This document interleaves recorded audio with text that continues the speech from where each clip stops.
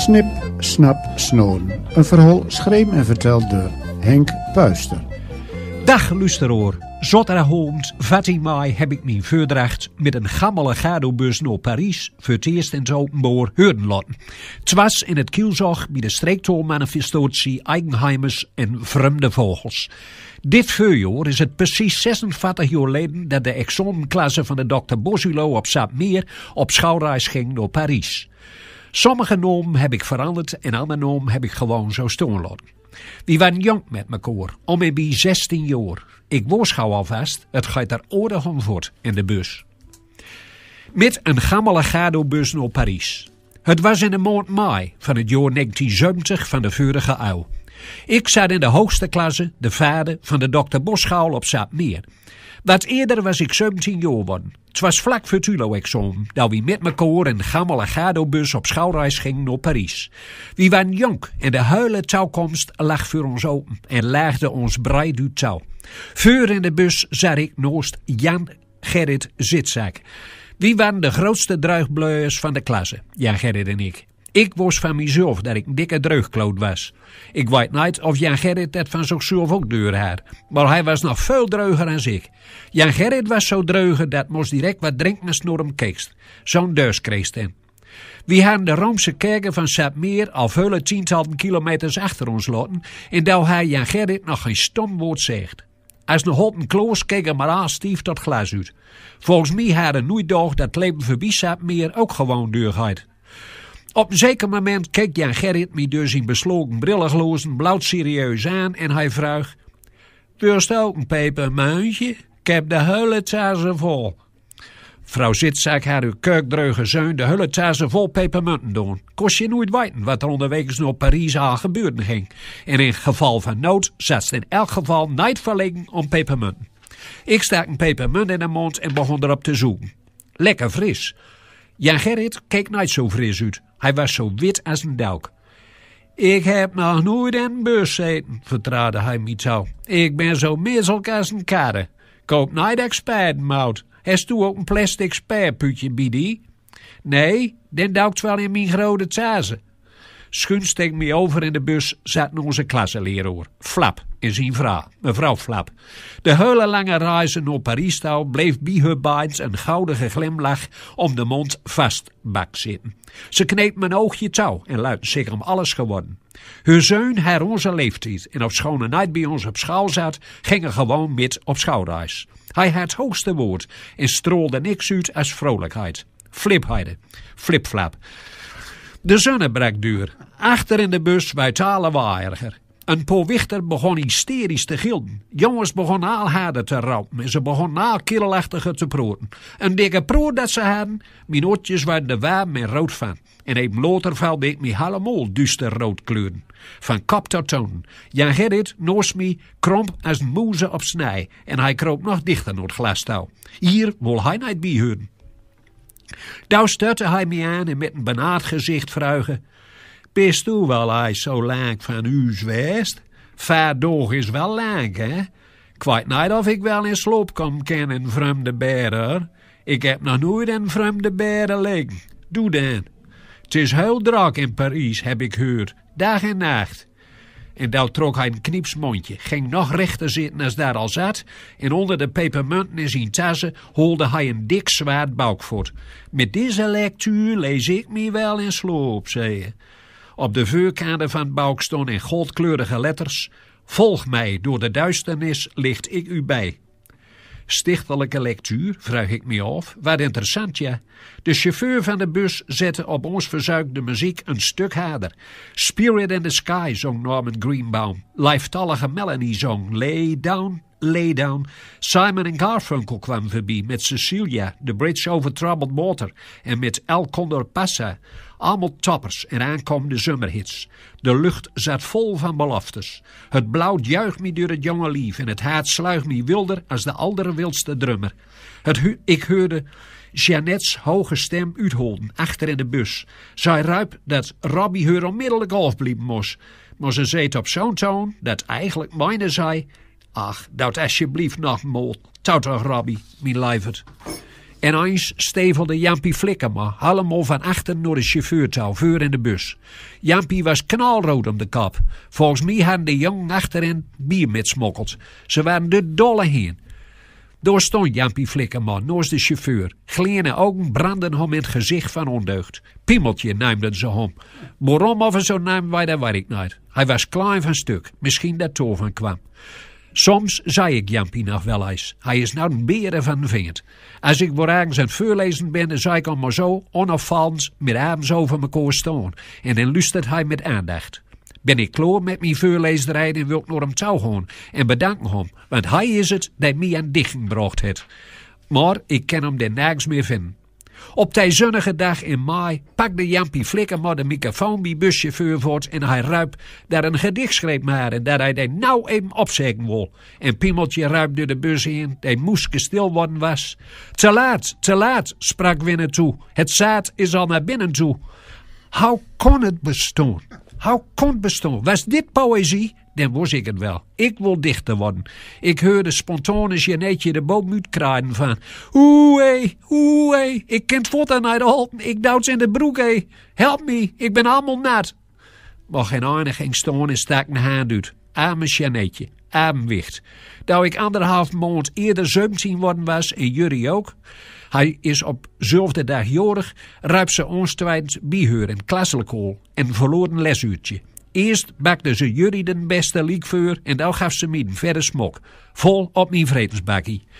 Ik doezelde op mijn been en klasselkool leek wat een zweefmulden met de vrolijkste klanken. Liek tot de hemel uit. Die hele zomer van 1970 pruifde ik de zuiden-noorsmook van Jeannette haar smok. Dankjewel, Jeannette, dankjewel. Toen zelfs nooit beseffen hoeveel verlet ik door om haar. Juist toen, voorjaar 1970. Als Jeannette haar gezichten bepaalde stand aannam haar, dan leek ze met een beetje fantasie net op zangeres Melanie. Lange hoorn, bliede en veelbelovende twinkeloogjes. Soms keek ze somber en was verzonken in haar gedachten. Maar dat duurde altijd maar even. Lay down, lay down. Maar dat gedicht van Piemeltje Flikkema, 2 regels maar, zit alles in. Educatief verantwoord, naemt men zoks. Opvoedkundig sterk. Jampie Flikkema is grootgruid. Zoals wie snuddopen van 1970 al onze jonkheid wiet achter ons liggen hebben. Piemeltje is al lang geen Piemeltje meer. Hij zal nou wel gewoon Jan naam worden of meneer Flikkema, want zo gaat dat ja. Veel later pas bebaarde ik zelf om net zo'n keurt, woorschouwend en leerzaam gedicht te maken als die van hem. Ik heb al een geschreven, maar eerlijk gezegd vind ik ziend sterker als mind. Papa en zeuntje. Mian, luister doe eens even naar mij. Wilst u er misschien wat een klein zusje bij? Ach, pap, eens vroeg je me nooit om rood. Maar kwijt wel, het is zeker al te laat. De buschauffeur lag krom van het laken over het stuur in, om dat kure gedichtje van Piemeltje. De bus zeilde hoogst van de snelweg af. De meest lusse leerlingen rolden over elkaar heen van het lachen. Jan Gerrit keek alsof het in Keulen dunnen en weerlichten hoorde. Hij drukte de vingers stief in zijn oren, waarna zal hij hem zo'n rolber uit te kriegen kennen. Vele kilometers verder en vele flesjes drinken later werd nog recht roeg in de bus. En Jampie ging staan en onder haat en enthousiast handjeklapperij van jongens en wichter gaapte hij zijn pas verzonnen vers. Parijs is ons paradijs. Als je te guttig wordt, je kent de bus nog huider. En door ging Piemeltje Flikkema. Zat helemaal geen rem meer op te jong. Adam, kill me even, onder mijn viegenblad. Eva, kill me even, onder mijn stieverlat. Hey, ik dacht dat dat een Frans woord was. Maar stieverlat is ja gewoon grunners. Nou begreep ik hem zelf ook. Nou waar ik waarom dat de hele bus zo lagen moest. Heb 46 jaar overdaan. Je moet dichtregels altijd van alle kanten bekijken hè? En rustig op je inwerken laten. En de klemtoon goud leggen. Gymnastiekleraar Ierland noemde me een stijve lat. Ik kon niet in de ring komen en niet in de taden. Die plazen van gymnastiekleraar zei ik me, puister, de kracht zit zeker in jouw haar, net als bij Simpson. Ik wil naar omhoog. Of is het ook nog zo? Laat me maar met een balen geworden. Ik ben echt de badenman. Je moet je voorstellen, het was in de gruizame maand mei. En de bus zat vol jonkhout van 16, 17 jaar. Dan is het toch logisch dat alles begint te kriebelen. We zaten met elkaar midden in de kriebeltijd, zeg maar. Dat we Parijs binnenreden, een bus vol huie leerlingen van de dokter Bosulo van Saapmeer, was tot duister. Er gebeurde niet veel meer onderwegs. Aangedurig hoorde ik Jeannette en hoge trildes zingen van een soort geluksgeval dat niet onder woorden te brengen is. We hadden nog één plaspauze, oftewel een pisstop. De meesten bleven zitten. Ze waren in de bus, wat er al kwijt worden. Maar dreuge Jan Gerrit vroeg me om busdouw. En daar stapte hij met zijn sapmeester kippenkontje tot de bus uit, alsof hij op Tuda liep. Hij verdween in de bosserij. Dat we een hele zet weer in de bus stapten, wilde mij mijn busdouw weer omgeven. Ik kon roepen dat een grote boodschap doen haar, en met mijn busdouw had hij zijn kont afveegd. Jan Gerrit zijn ouders had hem gooien beneden bijgebracht. Als toen wat van aan de lijst, Jan Gerrit, dan is het zijn plicht dat hij aan zijn spulletjes vlug weer omkrijgt. Dat we mijn smerig gezicht zag, luidt Jan Gerrit de vieze busdouw in zijn eigen grote zware tassen vallen. Bovenop de frisse pepermunten in zijn vrome buik. Volg mij, door de duisternis licht ik u bij. Een onvergetelijke schouwreize was het naar Parijs touw. In deze grote wereldstad zond wie de Eiffeltoren van dichtbij bekijken gewoon. Wie zullen de schilderkunst van Montmartre bewonderen. De erotiek van de Moulin Rouge zal ons de dauwen doen dat Pinocchio, onze leraar Frans, ons zonder stutten en veulen omwegen nooit van zijn leven zeggen kon. Na een halfbloot lichaamsdeel was die nerveuze Pinocchio paralbiester. Die eerste nacht in Parijs ging het licht heel lood uit. Ik dronk mijn eerste glasje bier en smokte mijn eerste sigaret. De volgende dag had ik mijn eerste koter. Het was een zware met een heel hoge ruggen. Een enkelde mol dwarrelt zij nog door mijn gedachten als een eindagsvlindertje. Onbedurm en charmante Jeannette. Lay down, lay down, lay down.